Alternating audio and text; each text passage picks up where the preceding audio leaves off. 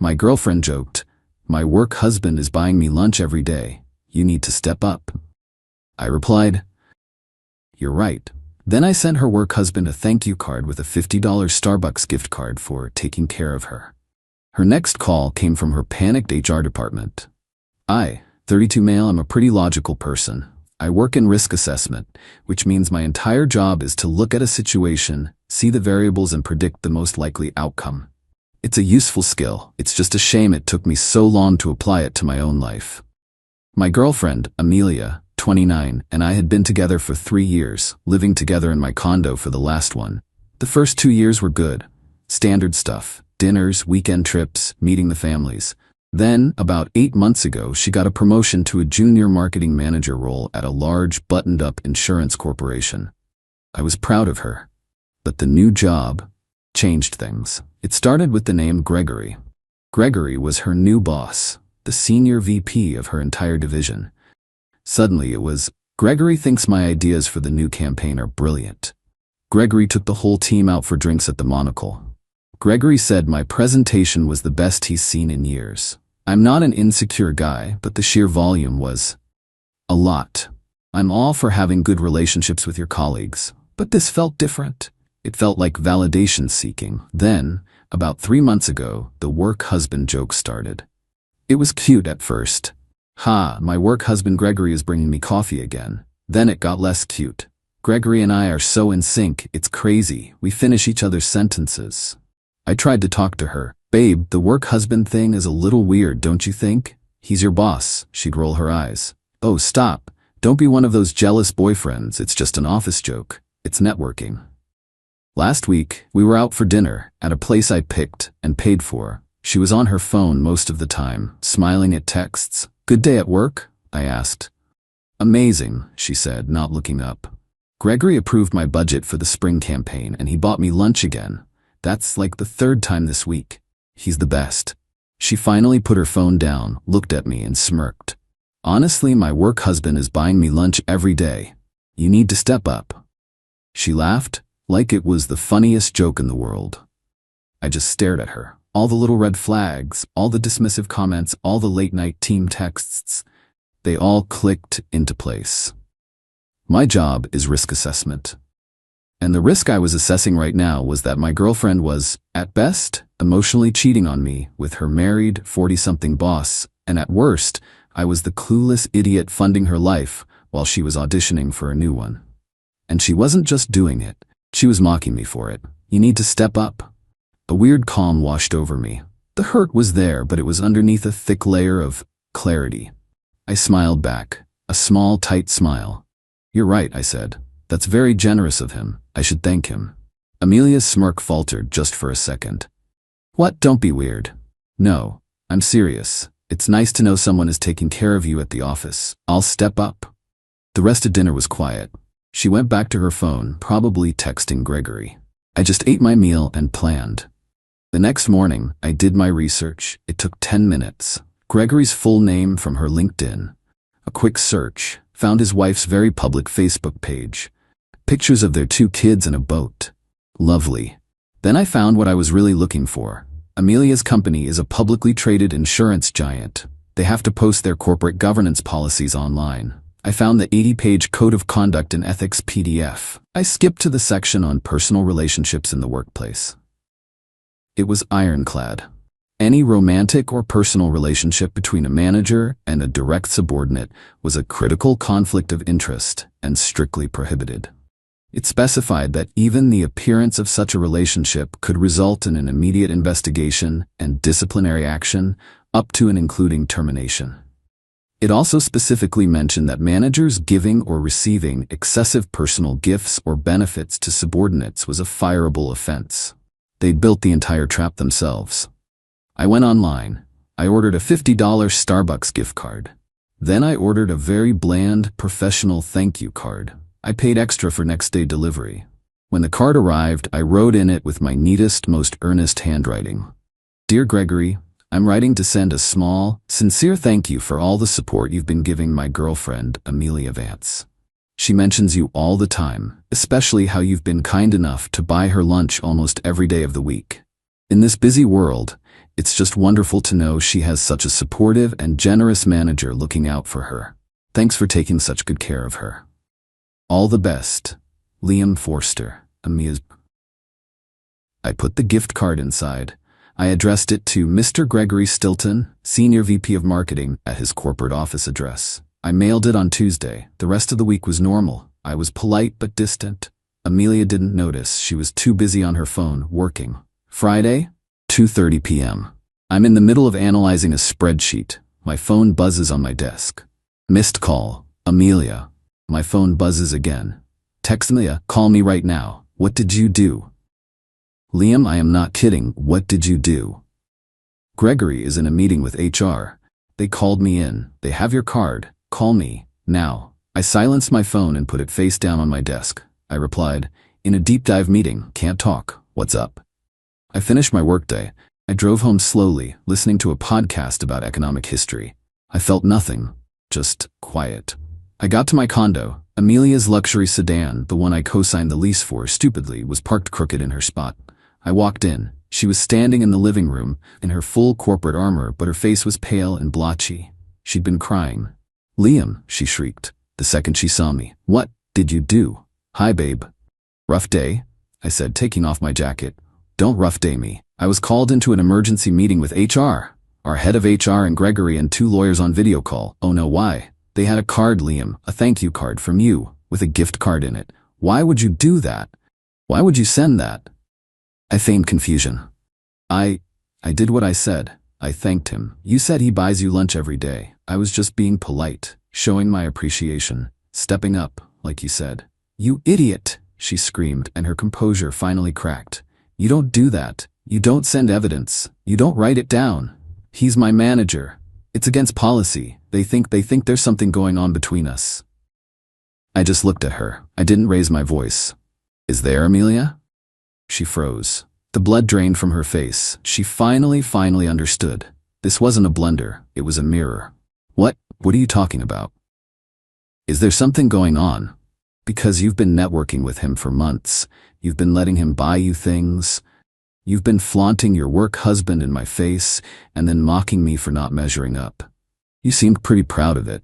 I just agreed with you. I sent a polite, professional thank you note, boyfriend to manager, thanking him for his generosity. What's the problem? Unless, of course, that generosity is something you both should have been hiding. She sputtered. You did this on purpose. You're trying to ruin my career.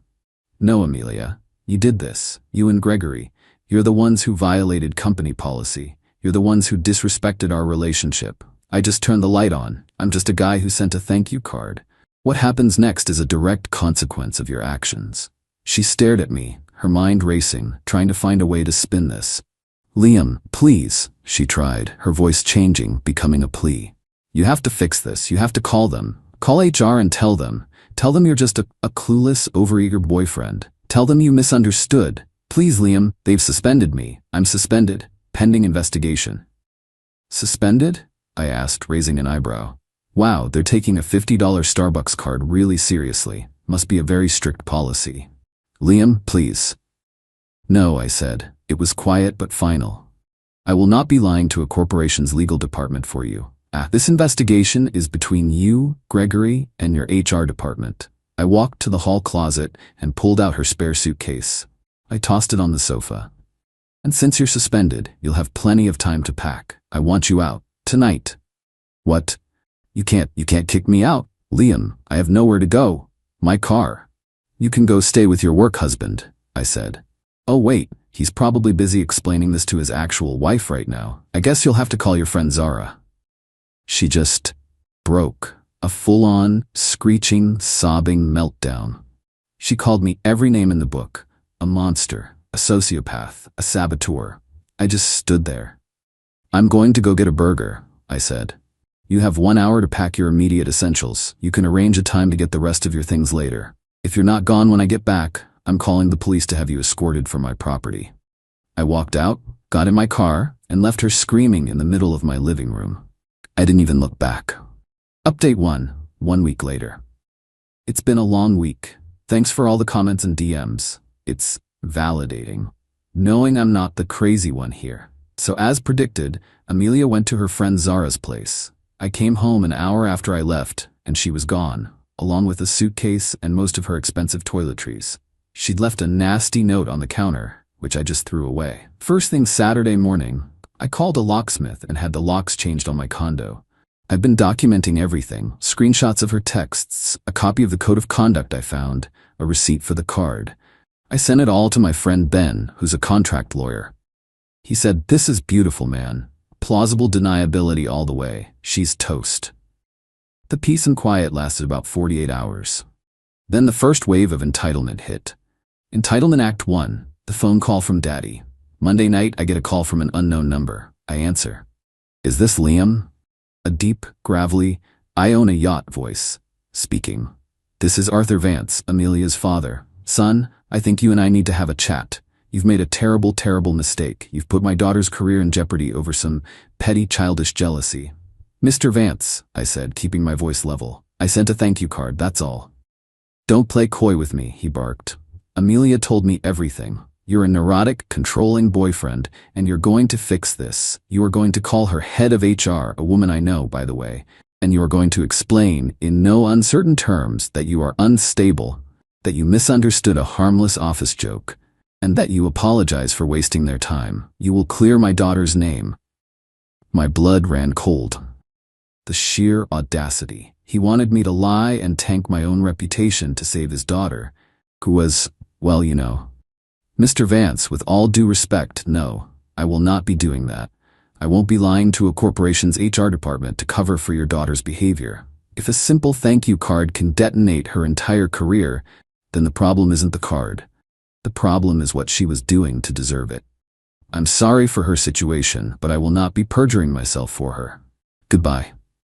I hung up before he could respond. He called back twice. I didn't answer. Entitlement Act 2, the enabler.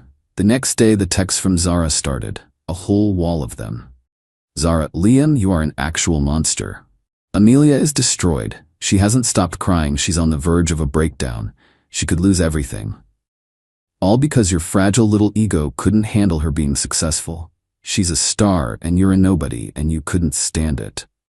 And now she's going to lose her car. Her payment is due in 3 days and she can't afford it because you got her suspended.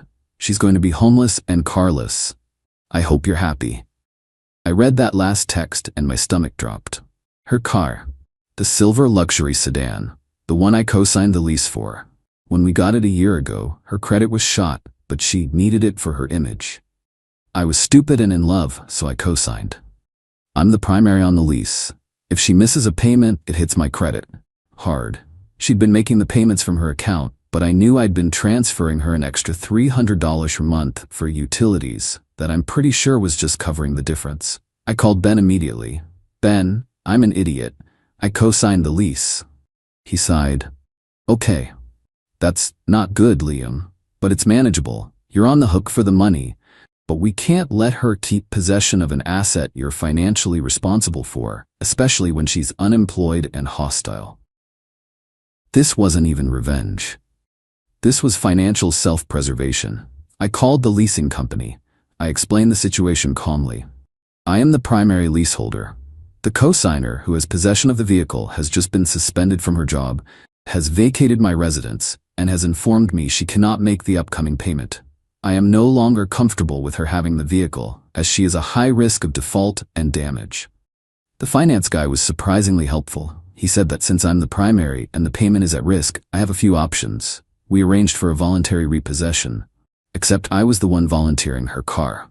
They agreed to send a tow truck to Zara's apartment complex. I gave them the address. Less than an hour later, my phone exploded.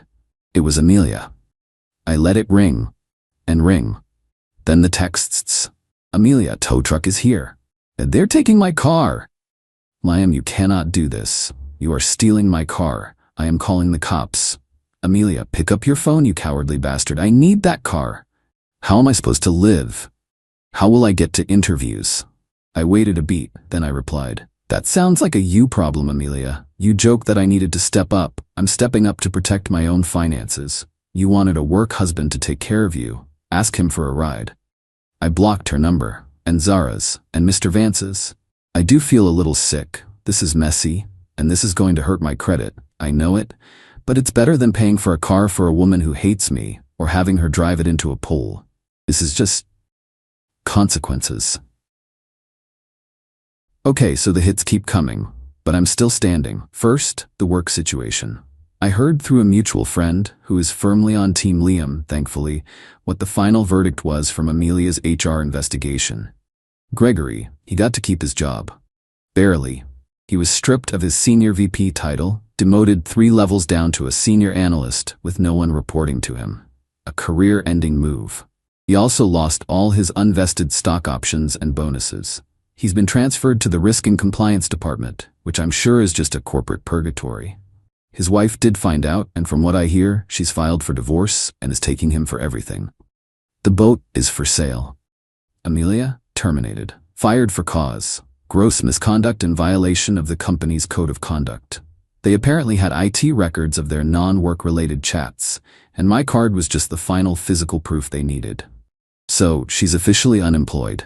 You'd think that would be the end of it. Oh no, the entitlement just metastasized. Entitlement Act 3, the legal threat. Last Tuesday, I get a very official-looking letter via courier. It's from Vance, Rothman & Klein, Mr. Vance's law firm. It was a cease and desist and demand for compensation. My hands were actually shaking a little. This felt big. The letter, drafted by one of his partners, accused me of malicious and tortious interference with a business relationship. It claimed my unwarranted and harassing communication, the one card, was a calculated act of sabotage designed to inflict emotional and financial distress. It demanded 2 things: that I immediately cease and desist all contact with Amelia, her family, and her former employer, which I had.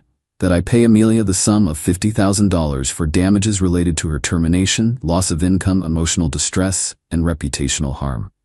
$50,000. I read it twice. They were billing me for getting her fired. I immediately scanned it and sent it to Ben. Ben called me back laughing. Oh, this is rich. This is bully tactics 101, Liam. They're trying to scare you. Tortious interference is incredibly hard to prove. They'd have to prove you knew your action would get her fired and that you only did it for that reason. You have a perfect defense. You were just a naive, supportive boyfriend sending a polite thank you to her generous boss. Your note is proof of your innocent intent. Ben drafted a response on his firm's letterhead. It was a thing of beauty. It basically said, "Our client, Mr. Forster, sent one unsolicited thank you card in a good faith gesture of appreciation. The subsequent employment repercussions for your client, Miss Vance, were a direct result of her own admitted behavior and her manager's subsequent violations of their employer's internal policies. Your client's damages are the natural consequence of her own actions." It finished by saying, "Any further frivolous legal action or threats will be met with a motion for sanctions against your firm for harassment and abusive process." He sent it certified mail. We haven't heard a peep since. Entitlement Act 4, the civil standby. This was the main event. This past Saturday, I'm just cleaning my condo, finally enjoying the space, when there's a loud knock on my door. I look through the peephole. A police officer. My heart hammered. I open the door. "Officer, can I help you?" "Sir, are you Liam Forster?" "Yes. I'm here to conduct a civil standby. A Miss Amelia Vance is here to retrieve her personal property. She's concerned you won't allow her access." I looked past him, and there, on the sidewalk, was Amelia, smirking. Next to her was her father, Arthur Vance, looking like he was about to foreclose on my life. This was their big move. They were trying to use the police to intimidate me. "Oh, absolutely, officer," I said, all calm and reasonable. "I'm happy to help. I've actually had all her belongings boxed up and waiting for her for weeks. She just never arranged a time to get them." I opened my door wider. Right there in my foyer were 12 neatly taped cardboard boxes. The officer nodded. "Okay, ma'am, you can come and retrieve your boxes." Amelia's smirk vanished. This wasn't the plan. She wanted a scene. She wanted to come in. "That's not all," she said, marching up the walkway. "My most valuable things are still in there. He's withholding them." The officer looked at me. "Sir?" "Officer, every single thing she owns is in those boxes. Clothes, makeup, books, electronics." "He's lying," Amelia interrupted. My grandmother's antique writing desk is in the study. It's a priceless family heirloom. It's worth thousands. He's keeping it. Mr. Vance stepped forward. Officer, my daughter is right. This man is holding a valuable piece of our family's property hostage. I was ready for this. Officer, I said calmly, are you referring to the 1920s mahogany desk in the study? Yes, Amelia shouted. My desk. The one I bought at the Main Street Antique Mall in August 2023? You bought it for me, she sputtered. I bought it for the condo, with my credit card. I pulled out my phone, went to my email, searched antique desk receipt. Here you go, officer. I handed him my phone. There's the credit card receipt for $2,200 from the antique mall on my Amex. My name, my card, not an heirloom. Not hers. The officer read it, nodded, and handed my phone back. His entire demeanor changed. He was done. Ma'am, he said to Amelia, this is a civil dispute. Ownership of gifts is for a judge to decide, not me. It's not theft if he has a receipt. I am not going to breach the peace for a desk. My job here is to make sure you get your personal, undisputed property and leave. Take your boxes. Mr. Vance started to bluster. Officer, I don't think you understand who I am. The officer cut him off. Sir, I understand you're a citizen who needs to stay on the sidewalk while your daughter gets her boxes. Unless you want me to call my sergeant down here for interfering? Mr. Vance turned purple. Amelia looked like she was going to spontaneously combust. She was forced to stand there, in front of a cop, while her father and her silently loaded boxes of her shoes and jackets into the back of his Mercedes. As they were leaving, she turned. You will regret this for the rest of your life, Liam. I just looked at her. I already regret the last 3 years, Amelia, but I'm feeling better about the future. I nodded to the cop. Thanks for your time, officer. Appreciate you keeping things orderly. He just tipped his cap. Have a good day, sir. I shut the door, locked it, and for the first time in a week, I actually laughed. It's been a while. A lot has settled. The dust is gone. The drama is over. I wanted to write a final update for everyone who followed this mess. The legal threats from Mr. Vance and his firm evaporated completely after Ben's letter. They knew they had nothing, and that I wasn't going to be an easy target.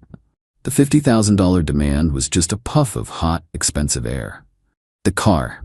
This is the one part that sucks for me, and I want to be real about it.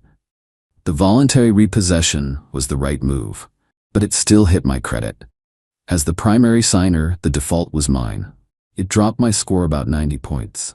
I'm in a credit repair battle now, disputing it, providing all the documentation that I was not in possession of the vehicle, and the co-signer defaulted. Ben says it's a long, annoying fight, but one I'll eventually win. It's a realistic consequence. I co-signed, I paid a price, it was the cost of extraction, and frankly, worth it. It's just money, and it's just a number. What about them? I've heard bits and pieces from that one mutual friend who I still grab a beer with. His divorce was finalized. His wife took him to the cleaners. He sold the boat and the house. He's apparently living in a rental apartment and is still stuck in that corporate hell demotion at the insurance company. He's a pariah there. No one talks to him. Amelia, it's the natural outcome. After I kicked her out, she stayed with Zara for about 6 weeks. According to my friend, it was a disaster. Amelia apparently expected Zara to be her new provider. She paid no rent, ate all her food, never cleaned, and just cried and moped about how unfair her life was. Zara finally kicked her out. With her car gone, her job gone, and her enabler friend done with her, she had no choice. She had to move back to her hometown. She's living with her parents. Her father, Arthur Vance, is apparently furious at her. Not for the cheating, but for the embarrassment. Getting fired so spectacularly and having his legal threats swatted down by a no-name contract lawyer, Ben loves that part, was a huge blow to his ego. Amelia is no longer the successful marketing exec. She's working an entry-level admin job at a local insurance office in her small town. The luxury life is gone. As for me, I'm good. I really am. The credit thing is a headache, but it's a solvable headache. My condo feels like my space again. I sold that stupid desk, by the way. Got $1,800 for it, which I used to pay Ben for his time and to take a long weekend vacation. I've been dating someone new for about 2 months. Her name is Maya. She's a landscape architect. She spends her days designing parks, not networking. When I told her the story, she just stared at me and said, "A work husband? That's the stupidest thing I've ever heard. Why would you want to be married to someone at work?" Yeah, it's a nice change of pace. I don't feel like I won some epic revenge. I feel like I survived a parasite. I didn't set out to ruin her life. I set out to show her I wasn't a fool. I sent one single polite thank you card. She and Gregory had built a house of cards on a foundation of lies and arrogance. All I did was send a $50 gift card, and the whole thing came crashing down. They didn't face my revenge, they faced consequences. And I'm finally at peace.